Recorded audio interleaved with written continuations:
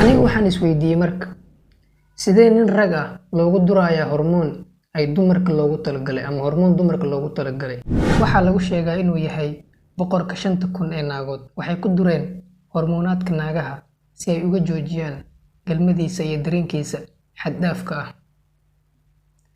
Waxay ku sifeeyeen arrintiisa inay tahay arrin dowladeed ama mushkilad dowladeed.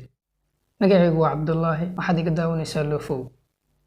Digniin: ha daawanin muuqaalkan haddii aad ka yar tahay 16 sano. Juan Carlos, boqorkii hore ee Spain, hadda da'diisu waa 84 sano jir. Waxa uu xukumayay Spain ilaa iyo 39 sano. Waxaa ku dhacay rabitaan ah inuu sameeyo galmo xad dhaaf ah, taasoo kaliya ku joogsatay in lagu sameeyo howlgal sirdoon. Arrintan waxaa kashifay taliyihii hore ee Spain, José Falarigo, isagoo arrintan kaga warbixiyay baarlamaanka Spain hortiisa.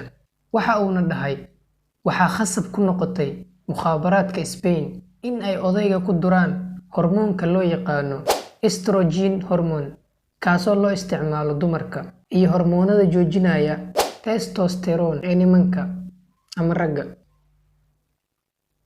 si loo joojiyo waxyaabaha uu sameynayo, taasoo dhibaato ku noqotay ama sabab weyn u noqotay sida uu ku socdo xukunkiisa.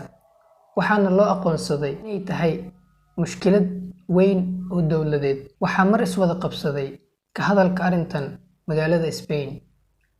Xitaa nin askari hore ah ayaa ka qoray buug sanadkii 2016 uuna ugu magac daray Carlos, boqorkii 5,000 ee haween ama boqorkii 5,000 ee xiriir. Waxa uu isku soo aruuriyay waxyaabihii caddeymaha ahaa ee dhan ee uu gacanta ku hayay. Waxa uuna ku qoray kitaabkiisa ama buuggiisa. Anigu waxaan isweydiiyey marka sidee nin rag ah loogu durayaa hormoon ay dumarka loogu talagalay ama hormoon dumarka loogu talagalay. Kadib markii aan baaray, waxaan soo ogaaday in ay arrintan sababayso inay yareyso dareenkiisa ama shahwadiisa badan, waxayna hoos u dhigaysaa rabitaankiisa. Magacaygu waa Cabdullaahi, waxaad iga daawanaysaa Loofow. Haddii aad channelka ku cusub tahay, fadlan subscribe saar. Haddii aad noola joogtay, fadlan share garay. Aad u mahadsan tahay. Wassalaamu calaykum waraxmatullaahi wabarakaatuh.